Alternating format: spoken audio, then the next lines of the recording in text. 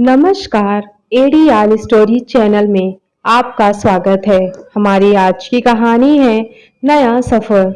मुझे तो लगता है शीला कि तुम्हारा दिमाग खराब हो गया है। किसी दिमाग के डॉक्टर से इलाज करवाने की जरूरत है। बेवजह खुद भी परेशान होती हो और मुझे भी हमेशा परेशान करके रखती हो। आखिर तुम्हारी परेशानी क्या है? तुम्हें दुनिया की सारी ऐशो आराम मिलने के बाद भी तुम हमेशा क्यों उदास रहती हो? इतने बड़े घर में भी तुम्हें घुटन होती है। 2 महीने हो चुके हैं हमें इस नए घर में आए हुए, लेकिन तुमने तो बस एक ही सुर लगाई हुई है, मेरा यहाँ मन नहीं लगता, मुझे घुटन होती है। तो तुम्हें कहाँ रहना है? तुम ही बताओ। मैं जब भी ऑफिस से लौटता हूँ तुम्हारा यह उदास चेहरा ही मुझे देखने को मिलता है। तुम्हारे चेहरे पर मैंने कभी भी खुशी और चहल पहल नहीं देखी। और ऐसा नहीं है कि सिर्फ इसी घर में तुम यह शिकायत कर रही हो, अपने पुराने घर में भी तुम आए दिन इसी तरह की बहकी बहकी बातें करती रहती थी। मुझे तो लगता है खुद तो पागल हो चुकी हो और मुझे भी एक दिन पागल करके छोड़ोगी। राधे श्याम जी जोर जोर से बोलते जा रहे थे और उनकी पत्नी शीला भीगी आंखें लिए सब कुछ सुनती जा रही थी। मुझे तो सोच सोच कर हैरानी हो रही है, आखिर क्या कमी है तुम्हारे पास? किस बात की चिंता तुम्हें खाए जा रही है? इतना बड़ा घर, गहने, महंगी साड़ियां, सब कुछ तो है हमारे पास। और तो और अब तो हमारा बेटा भी अच्छी नौकरी कर रहा है, शादी करके अपने परिवार के साथ सेटल हो चुका है। अपने बेटे की जिम्मेदारियां से भी हम मुक्त हो चुके हैं। इससे ज्यादा जिंदगी से तुम क्या चाहती हो? और वैसे भी मुझे तो समझ नहीं आ रहा कि मैं तुम्हारे साथ माथापच्ची कर ही क्यों रहा हूँ, क्योंकि तुम तो समझने वाली हो नहीं।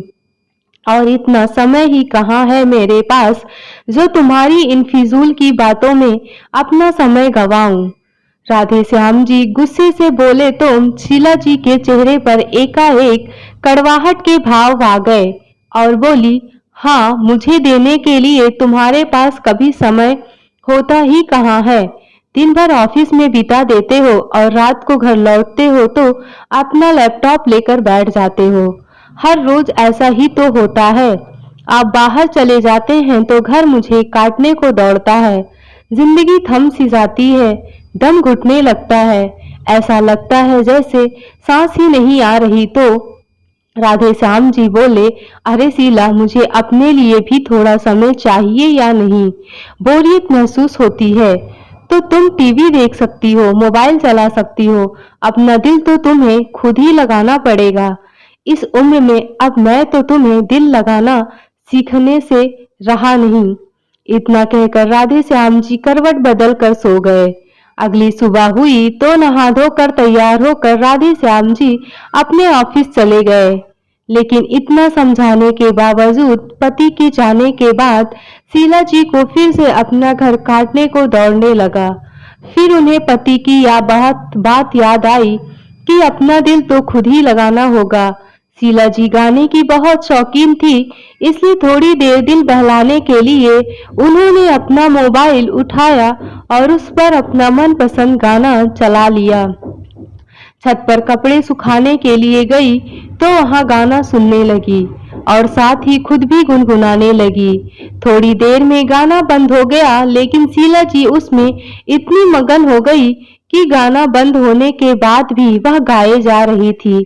तभी अचानक उन्हें एक आवाज आई और वह थोड़ा सहम कर चुप हो गई। गाते रहिए ना, बहुत अच्छा गाती हैं आप। अचानक उनके कानों में आवाज पड़ी तो वह इधर उधर देखने लगी। कोई नजर नहीं आया तो फिर से आवाज आई, अरे भाभी जी, इधर देखिए। तभी शीला जी ने बगल वाली छत पर देखा तो पड़ोस वाले छत पर एक महिला खड़ी थी। नमस्ते भाभी जी, कैसी हैं आप? उस महिला ने पूछा तो शीला जी ने मुस्कुराते हुए जवाब दिया, मैं ठीक हूँ बहन जी। इतना कहकर शीला जी चुप हो जाती हैं। लेकिन वह महिला शीला जी से जान पहचान बढ़ाना चाहती थी, इसलिए शीला जी से पूछने लगी, आप लोग कहाँ से आए हैं? आपका नाम क्या है? आपके कितने बच्चे हैं? भाई साहब क्या काम करते हैं? वगैरह वगैरह। फिर वह महिला बोली, मेरा नाम प्रीति है। आपसे पहले जो लोग इस घर में रहते थे उनसे हमारे अच्छे संबंध थे। कब से सोच रही थी कि आप बाहर दिखें तो आपसे बातचीत हो, लेकिन आप तो बाहर निकलती ही नहीं हैं। सारा दिन उस चारदीवारी में बैठकर आप बोर नहीं हो जाती? कभी कभी खुले आसमानों की हवाओं का भी आनंद उठाने के लिए भी बाहर निकलना चाहिए। उस महिला ने कहा तो शीला जी मन ही मन सोचने लगी, सो तो है। तभी वह महिला बोली, किसी दिन थोड़ा सा समय निकालकर हमारे घर आ जाइए। हम दोनों की एक दूसरे से थोड़ी जान पहचान भी हो जाएगी। आपको भी अच्छा लगेगा। जी जरूर। ऐसा कहते हुए शीला जी ने उस बात को टालना चाहा तो वह महिला खुशी से बोली, अच्छा यह बताइए आज शाम को आप क्या कर रही हैं? अगर आप शाम को फ्री हैं तो मैं आपसे कुछ कहूँ। तभी शीला जी बोली, जी मैं आज शाम को क्या, मैं तो हमेशा ही फ्री रहती हूँ। तो पड़ोसन मुस्कुराते हुए बोली, आज हमारे घर पर किटी पार्टी है। आसपास की सभी हम उम्र महिलाएं हमारे यहाँ किटी पार्टी में आएंगी। अगर आप व्यस्त नहीं हैं तो शाम को पार्टी में आ जाइए। इसी बहाने मोहल्ले की सभी महिलाओं से आपकी जान पहचान भी हो जाएगी। किटी पार्टी का नाम सुनते ही शीला जी कुछ उदास हो गई। सोचने लगी, किटी पार्टी तो मेरे पति को पसंद ही नहीं है। कहते हैं कि तुम्हें इस उम्र में ऐसी फालतू की पार्टियों पर जाना शोभा नहीं देता। हमेशा घर पर ही सज धज कर रहा करो। अब पति देव की मर्जी के बिना मैं किसी पार्टी में कैसे जा सकती हूँ? तभी पड़ोसन बोली, ओ भाभी जी, अब ज्यादा भी मत सोचिए। हमारे साथ पार्टी ज्वाइन करके आपको भी बहुत अच्छा लगेगा। मैं आपका इंतजार करूंगी। उस समय पड़ोसन को मना करना शीला जी को अच्छा नहीं लगा, इसलिए एक मुस्कुराहट के साथ उन्होंने हाँ कर दी। मन ही मन उनका भी जाने का बहुत मन हो रहा था। पार्टी में जाने के लिए मन में बहुत सी आशाएं लिए हुए बैठी हुई थी, लेकिन यह सोचकर कि कहीं पति देव नाराज न हो जाएं, इसलिए शीला जी पार्टी में नहीं गई। कई दिन बीत गए। फिर एक दिन शाम को दरवाजे की घंटी बजी तो शीला जी दरवाजा खोलते ही सहम जाती हैं, क्योंकि वह पड़ोसन महिला प्रीति दरवाजे पर खड़ी थी। फिर एक फीकी सी मुस्कान के साथ शीला जी बोली, अरे आप? तभी प्रीति बोली, अरे भाभी जी, मैं तो आपसे मिलने के लिए आई हूँ, लेकिन मुझे आपसे एक शिकायत है। आप उस दिन पार्टी में क्यों नहीं आई थी? बड़े अपनेपन से पड़ोसन ने पूछा और शीला जी का हाथ पकड़ते हुए बोली, सारा दिन घर में कैद होकर कोई भला कैसे रह सकता है? अरे एक जगह तो ठहरा हुआ पानी भी बदबू पैदा करने लग जाता है। जीवन के लिए गतिशीलता और परिवर्तन बहुत जरूरी है। आप पड़ोस वाली मिसेस वर्मा से भी पूछा था मैंने, लेकिन उन्होंने भी यही कहा कि आप उनसे भी कभी नहीं मिली। आप बाहर निकलती ही नहीं है। क्या बात है? कोई परेशानी है क्या? पड़ोसन का प्यार भरा व्यवहार देखकर शीला जी की आंखें भर आई और सोचने लगी, रुका हुआ पानी भी बदबू करने लगता है। बात तो ठीक है, लेकिन मैं भी तो ठहर ही चुकी हूँ, तो क्या फर्क पड़ता है? यह सब सोचते हुए शीला जी रोने लग जाती हैं। अरे यह क्या, आप रो रही हैं? पड़ोसन ने पूछा तो शीला जी सामान्य होने का दिखावा करते हुए बोली, नहीं, कुछ पुरानी बातें याद आ गई थी। चलो कोई बात नहीं, कभी कभार रो कर भी मन हल्का कर लेना चाहिए। अच्छा, अब अंदर आकर बैठने को नहीं कहोगी क्या? प्रीति ने कहा और बड़े हक से शीला जी के साथ अंदर आ गई। आपके लिए शायद यह घर नया होगा, लेकिन मेरे लिए नहीं। पहले इस घर में जो रहती थी वह मेरी बहुत अच्छी दोस्त बन चुकी थी। आप भी मुझे बहुत अच्छी लगी। अच्छा एक बात बताओ, घर में इतनी घुटन सी क्यों है? दरवाजे खिड़कियां क्यों बंद करके रखते हैं? आप लोग इधर उधर देखते हुए प्रीति बोली तो शीला जी उदास होकर बोली, वह क्या है ना, मेरे पति को दरवाजे और खिड़कियां खोलना अच्छा नहीं लगता। यह सुनकर प्रीति हैरान हो गई और फिर बोली, क्या उनको किसी के साथ तुम्हारा हंसना बोलना भी पसंद नहीं है, जो तुम उस दिन किटी पार्टी में नहीं आई? तो शीला जी ने कहा, दरअसल मेरा किसी से मिलना जुलना या पार्टियों में जाना उन्हें पसंद नहीं है। कहते कहते शीला जी उदास हो गई।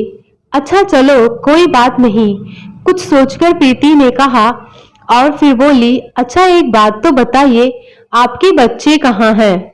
तो शीला ने कहा, मेरा एक ही बेटा है जिसकी अभी कुछ ही महीने पहले शादी हुई है।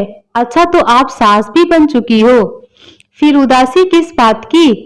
अगर बहू से नहीं बनती तो दो चार जली कटी सुना के अपनी भड़ास निकाल लो, और अगर बनती है तो प्यार भरी बातें करके अपना मन हल्का कर लो। फिर शीला बोली, मैं तो यहाँ अकेली ही हूँ, बेटा बहू तो कानपुर में रहते हैं, और फिर जब इतनी दूर रहते हैं तो लड़ाई करने या प्यार जताने का तो सवाल ही पैदा नहीं होता। अच्छा बहू आपकी पसंद की थी या भाई साहब की पसंद की? अरे नहीं, उन दोनों ने खुद ही एक दूसरे को पसंद कर लिया था, शीला ने कहा। तो प्रीति बोली, यह भी अच्छी बात है, वरना आजकल के बच्चों के रिश्ते ढूंढने में भी बड़ी मशक्कत करनी पड़ती है। कहीं परिवार अच्छा नहीं मिलता तो कहीं लड़की पसंद की नहीं होती। अच्छा भाभी जी, आज मैंने खाने के साथ साथ गाजर का हलवा भी बनाया था, तो थोड़ी सी आपके लिए भी ले आई। वैसे आपने आज खाने में क्या बनाया? कुछ भी तो नहीं, कुछ बनाने का मन ही नहीं किया। क्या मतलब, आपने सुबह से कुछ नहीं खाया? प्रीति ने हैरानी से पूछा और फिर बोली, चलो पहले आपकी रसोई में चलकर खाना पकाते हैं। आटा तो आपने गूंथ कर रखा ही होगा। नहीं, मैं चपाती नहीं बनाती हूँ, शीला ने कहा। तो प्रीति ने बोला, चलो जाने दीजिए, मेरे हाथ का यह गाजर का हलवा खाकर बताइए कि आपको कैसा लगा। प्रीति का इतना अपनापन देखकर शीला जी हैरान रह गई। तभी थोड़ी देर बाद शीला जी चाय बनाकर ले आती हैं। चाय पीते हुए प्रीति बोली, लेकिन भाभी जी आप इतनी उदास क्यों रहती हैं? मैं मानती हूँ कि नई जगह पर आकर थोड़ी उदासी आ जाती है, अपने परिवार को छोड़कर कहीं और रहना यह अच्छा नहीं लगता है, लेकिन इतनी भी उदासी सही नहीं कि खाना पीना ही छोड़ दिया जाए। कहते हुए प्रीति ने खुद ही उठकर दरवाजे और खिड़कियां खोलने लग जाती है ताकि बाहर की ताजी हवा अंदर आ सके। फिर बोली, भाभी जी एक बात कहूँ, आपकी आवाज बहुत ही सुरीली है, आप बहुत अच्छा गाना गा लेती हैं। उस दिन आप गाना गुनगुना रही थी ना, तो ऐसा लगा मानो कोई बहुत बड़ी संगीतकार गा रही हो। बहुत सुरीली लग रही थी आपकी मीठी आवाज। कहाँ से सीखा आपने गाना? प्रीति ने पूछा। तो शीला बोली, वह मेरे दादाजी एक संगीतकार थे, उन्हें देखकर मुझे भी संगीत का शौक चढ़ा और उन्होंने ही मुझे संगीत सिखाया। प्रीति ने देखा कि संगीत की बात करते हुए शीला के चेहरे पर एक बड़ी सी मुस्कुराहट और आंखों में चमक आ गई थी। अरे वाह, यह तो बहुत अच्छी बात है, लेकिन मुझे एक बात समझ में नहीं आई कि अगर आपके पास इतना हुनर है तो आप संगीत की क्लासेस क्यों नहीं देती? इस तरह आपका भी समय कट जाएगा और दिल भी बहल जाएगा। तो शीला बोली, शौक तो मुझे भी बहुत है संगीत का, मैं अपनी कला को दूसरों को भी सिखाना चाहती हूँ। शादी से पहले मैं खूब संगीत कार्यक्रम करती थी, लेकिन जब शादी हुई तो सब कुछ छूट गया। सास ससुर को मेरे गाना गाने से आपत्ति थी, मेरे पति को भी यह सब कुछ पसंद नहीं था, इसलिए मेरे गाने पर रोक लगा दी गई। उसके बाद से मैंने गाना ही छोड़ दिया। कभी दिल करता है तो थोड़ा बहुत गुनगुना लेती हूँ। घर परिवार और बच्चों की देखभाल में वह समय तो जैसे तैसे कट गया, लेकिन उम्र के इस पड़ाव पर जिंदगी में एक खालीपन सा लगता है। ना जाने क्यों अब जिंदगी से मन भर गया है, जीने का मन ही नहीं करता। सोचती हूँ कि खुद के साथ कुछ कर बैठूं। बोलते बोलते शीला की आंखें भर आई। यह सुनकर प्रीति का दिल जोर से धड़क उठा और कांपते हुए बोली, क्या कहा आपने? कुछ कर बैठूं? आप ठीक तो हैं?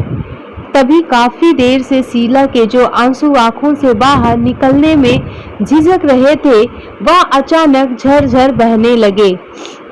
फिर प्रीति ने शीला को सहलाते हुए उसे सहारा दिया और बोली, क्या ऐसा करके आप अपने परिवार को सजा देना चाहती हैं? आपको क्या लगता है, आपके जाने के बाद क्या वह लोग उम्र भर रोते रहेंगे? बिल्कुल नहीं, किसी का कुछ नहीं बिगड़ेगा। अगर आपको खालीपन लगता है तो मर जाना ही इकलौता रास्ता है क्या? बिल्कुल नहीं, इस दुनिया में आपके पास पति, बेटा और बहू के अलावा भी बहुत कुछ है। सबसे पहले तो आप अपने हुनर को और अपने आप को महत्व देना सीखिए। ससुराल वालों को आपके गाने से ऐतराज था तो आपने अपने जीवन की सारी रोशनी खत्म कर दी। आपके पति को आपका बाहर निकलना, आपका पार्टियों में जाना पसंद नहीं तो आपने खुद को इस चारदीवारी में कैद कर लिया। उन्हें खिड़की दरवाजे खोलने पसंद नहीं है तो आपने इस घुटन में रहना स्वीकार कर लिया। सबकी खुशी के लिए अपनी इच्छाओं को मार कर रहना, क्या आपके लिए आपका जीवन कोई मायने नहीं रखता? क्यों सबका इतना कहना मानती हैं कि घुट घुट कर जीने पर मजबूर हो जाए? प्रीति के इतना कहने पर शीला सिसकते हुए बोली, शुरू से ऐसा ही तो होता है। उम्र भर मैंने कभी खुलकर सांस ही कहाँ ली है। जब तक बेटे का साथ था तब तक जैसे तैसे जिंदगी गुजर रही थी। सोचा था अपनी पसंद की लड़की को अपनी बहू बनाकर लाऊंगी, लेकिन वह इच्छा भी मन में ही रह गई। वह तो अपनी पसंद की लड़की ढूंढ कर ले आया। अरे तो क्या हुआ? मैं तो कहती हूँ अच्छा ही किया, कम से कम वह तो अपनी इच्छा से तो जी रहा है ना। आज से 25 साल के बाद वह ये तो नहीं सोचेगा कि मैं अपनी पसंद से नहीं जी पाया और अपनी जिंदगी खत्म करने के बारे में। कहते कहते प्रीति अचानक रुक गई। तभी शीला बोली, नहीं नहीं, मेरे बच्चे को मेरी भी उम्र लग जाए। अच्छा, एक ओर तो अपनी औलाद को अपनी उम्र देना चाहती हो तो दूसरी ओर खुद को मारकर उसे उम्र भर पछताने के लिए छोड़ देना चाहती हो। आप तो हमेशा के लिए चली जाओगी, लेकिन कभी यह सोचा है कि आपका बेटा किस किस के सवालों के जवाब देता रहेगा? अरे जो कुछ भी आपके मन में है उसे कहकर अपना दिल हल्का कर लीजिए और अपनी जिंदगी को खुश होकर जिए। कहते हुए प्रीति की नजर शीला के बेडरूम की ओर गई। दरवाजा हल्का सा खुला हुआ था। अंदर देखा तो प्रीति के पैरों तले जमीन खिसक गई। पलंग के ऊपर एक बेंच रखा हुआ था और पंखे पर रस्सी लटका हुआ था। प्रीति समझ गई कि उसके आने से पहले यहाँ क्या चल रहा था। वह सोचने लगी कि अगर उसे आने में 1 मिनट की भी देरी हो जाती तो न जाने यहाँ क्या क्या हो गया होता। फिर प्रीति कांपते हुए शीला से पूछी, आपके पति कब आएंगे? अरे वह तो रात को लेट ही आते हैं, कभी कभी रात के 2 भी बज जाते हैं। तो ठीक है, आप मेरे साथ मेरे घर चलिए। जब आपके पति आएंगे तो आप वापस आ जाना। मैं आपको अकेला नहीं छोड़ना चाहती। अरे बहन, मैं बहुत समय से अकेली ही हूँ तो अब भी रह लूंगी। बेटा बहू अपनी जिंदगी में मस्त है और पति के लिए तो मेरी इच्छा कोई मायने नहीं रखती है।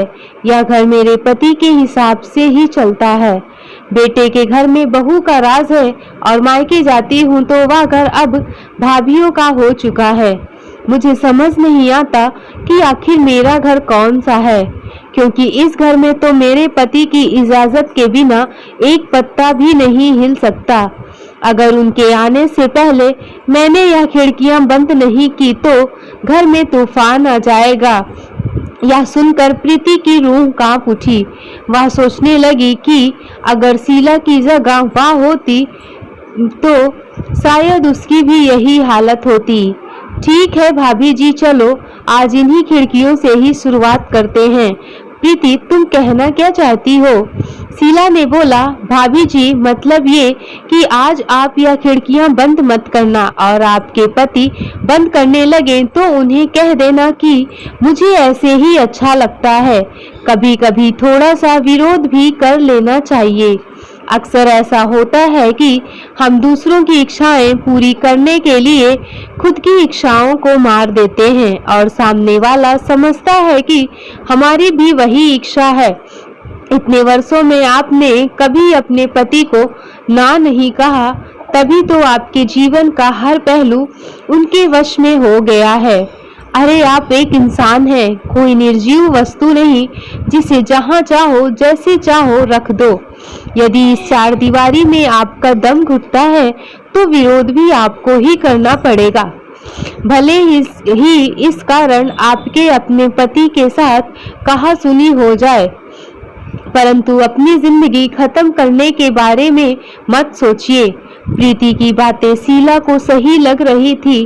फिर प्रीति बोली, भाभी जी, घर में जो बेकार का सामान पड़ा है आप उसे निकाल क्यों नहीं देती? आप इस घर की मालकिन हैं, आप जैसा चाहती हो अपने घर को वैसा सजाओ। फिर शीला बोली, चाहती तो मैं भी हूँ, लेकिन पति की इच्छा के आगे मेरी कुछ नहीं चलती। ओहो भाभी जी, आदमियों को तो अपने घर में कुछ ही घंटे गुजारने होते हैं, जबकि औरतें उस घर में 24 घंटे रहती हैं, तो घर भी औरतों के हिसाब से ही रहना चाहिए। प्रीति की बात सुनकर शीला के चेहरे पर एक चमक आ गई। फिर प्रीति बोली, भाभी जी, भाई साहब तो देर से आएंगे और आजकल मैं भी अपने घर में अकेली ही हूँ, तो आप मेरे साथ चलिए। प्रीति की यह बात सुनकर शीला कुछ चिंतित हो गई, तो प्रीति बोली, अरे आप चिंता क्यों करती हैं? फोन करके बता देंगे आपके पति को कि आप मेरे घर पर हैं। शीला जी के लाख मना करने के बावजूद भी प्रीति उनका हाथ पकड़कर अपने साथ ले गई। प्रीति के घर पहुंचकर शीला ने देखा कि उसने अपना घर बहुत अच्छे तरीके से सजाया हुआ था। वह दोनों ड्राइंग रूम में बैठ गई। दोनों लोग बातें करने लगी। अब तक शीला भी कुछ सहज हो चुकी थी।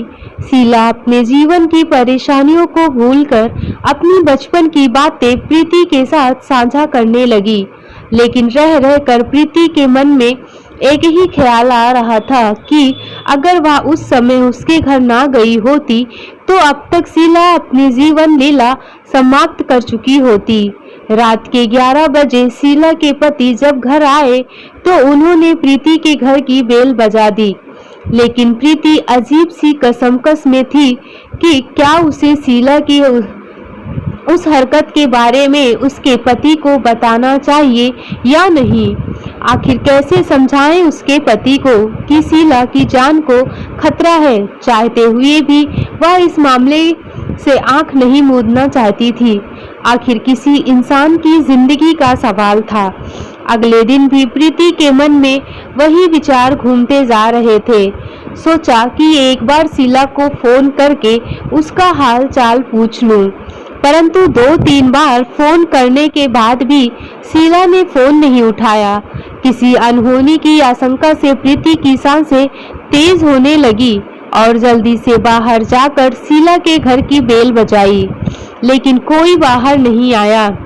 तो प्रीति ने 2-3 बार फिर से बेल बजाई तो राधे श्याम जी बाहर आए और दरवाजा खोले। अरे भाई साहब, आप इस तरह डिस्टर्ब करने के लिए माफी चाहती हूँ, लेकिन आप फोन क्यों नहीं उठाते हैं? पता है मुझे कितनी चिंता हो गई थी। भाभी जी कहाँ हैं? वह ठीक तो है ना? प्रीति ने एक ही सांस में सब कुछ बोल दिया और यहाँ वहाँ देखने लगी। तो राधे श्याम जी हैरानी से बोले, क्यों, क्या हुआ शीला को? वह तो बस रात को उसे नींद नहीं आई थी, इसलिए नींद की गोली देकर उसे सुला दिया है।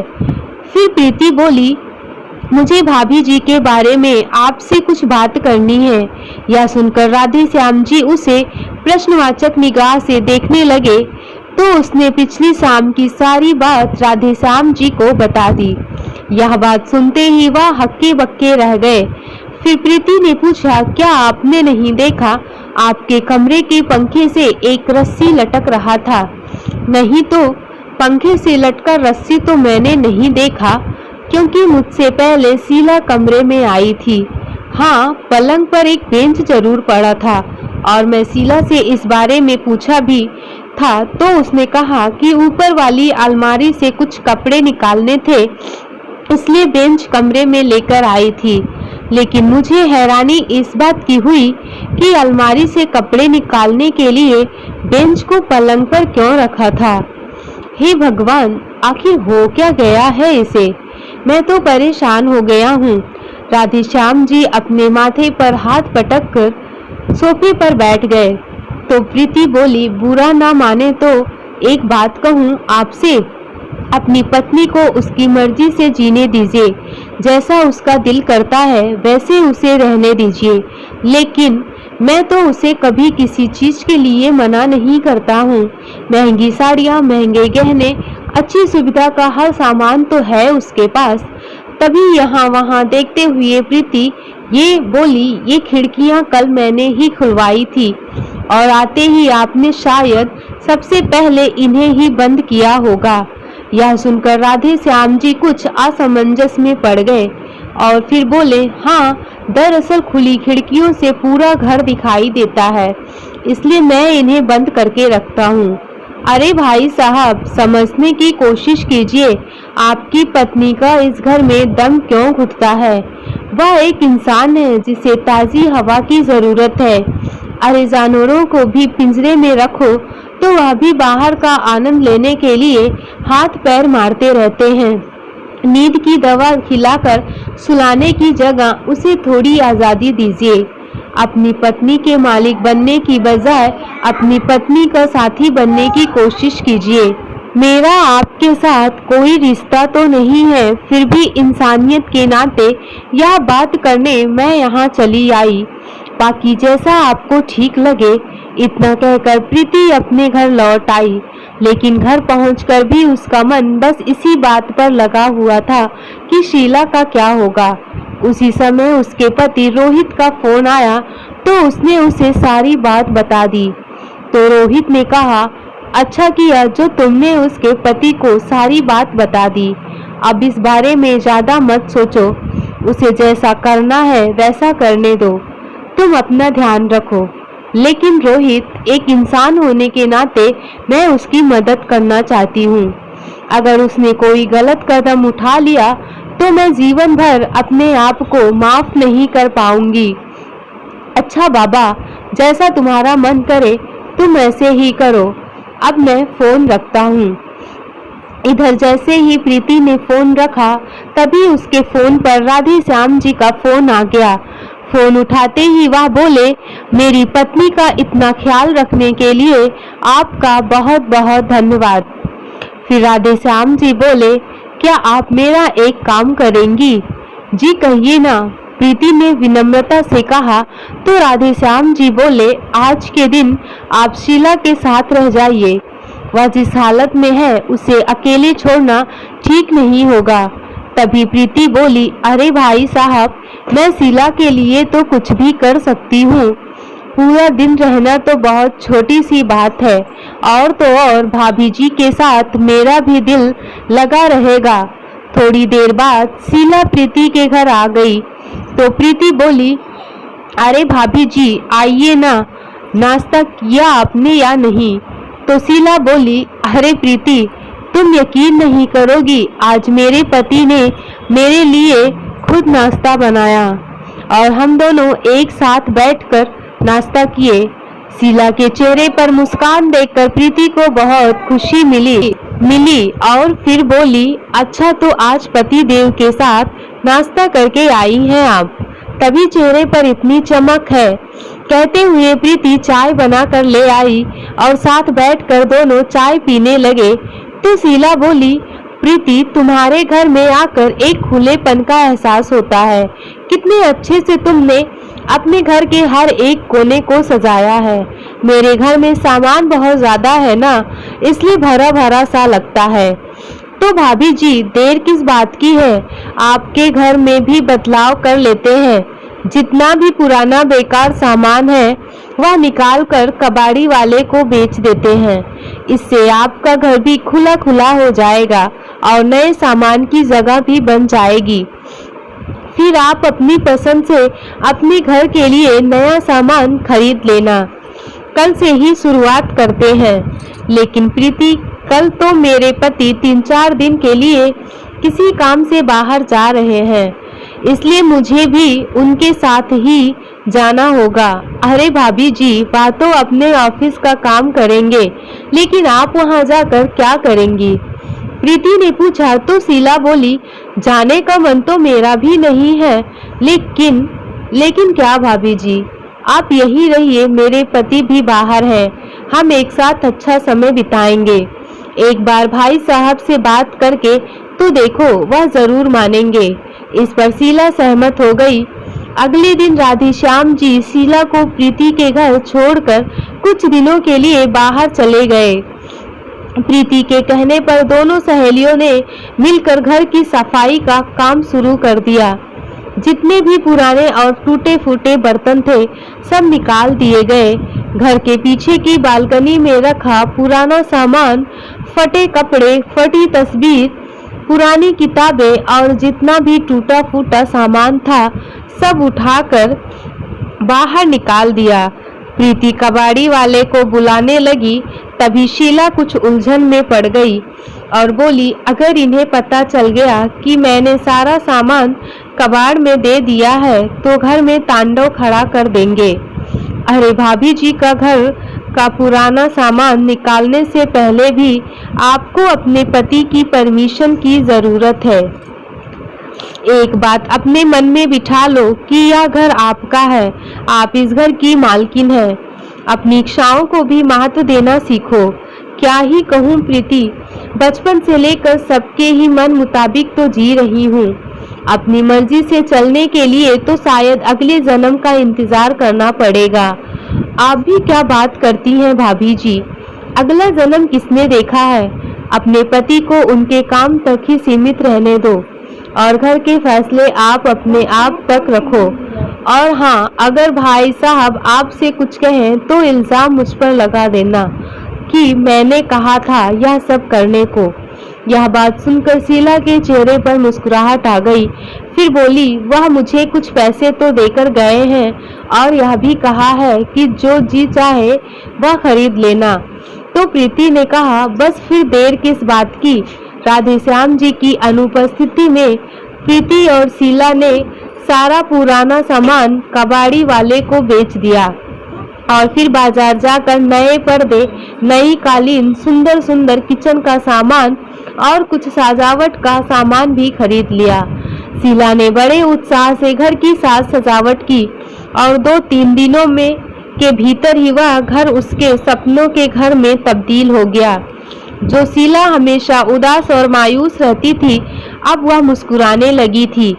फिर दूसरे दिन शीला अपने और अपने परिवार वालों के लिए अपनी पसंद के कपड़े खरीद लिए, लेकिन मन के किसी एक कोने में एक डर भी था कि जब उसके पति घर आएंगे तो कहीं उस पर नाराज तो नहीं होंगे। आज शाम को राधेश्याम जी घर वापस आने वाले थे और शीला की सांस अटकी हुई थी कि आखिर इस बात सब पर उसके पति की क्या प्रतिक्रिया होगी। अपने पति के लिए उसने उनकी मनपसंद मशरूम की सब्जी और पुलाव बनाकर रखी थी। उधर प्रीति भी थोड़ी चिंता में थी कि पत्नी को दी गई आज़ादी राधेश्याम जी सहन भी कर पाते हैं या नहीं। जैसे ही बेल बजी तो सहमे हुए शीला ने दरवाजा खोला। शीला को देखते ही राधेश्याम जी मुस्कुराने लग गए। हमेशा साड़ी पहनने वाली शीला आज एक खूबसूरत सा सूट सलवार पहनकर खड़ी थी, जिसमें वह बहुत प्यारी लग रही थी। फिर अंदर आए तो उनकी आंखें चकाचौंध हो उठी। उनकी खुशी का ठिकाना नहीं रहा। अपना सुंदर सजा हुआ घर देखकर उन्हें ऐसा लग रहा था जैसे वह कोई सपना देख रहे हैं। सोचने लगे, बस यही छोटी छोटी खुशियां ही तो मांगती थी मेरी धर्म पत्नी, और सिर्फ थोड़ी सी आजादी। इतने भर में ही उसके चेहरे से मायूसी गायब हो गई। खैर, जिंदगी में बदलाव भी जरूरी है। राधे श्याम जी ने हाथ जोड़ते हुए प्रीति का आभार व्यक्त किया।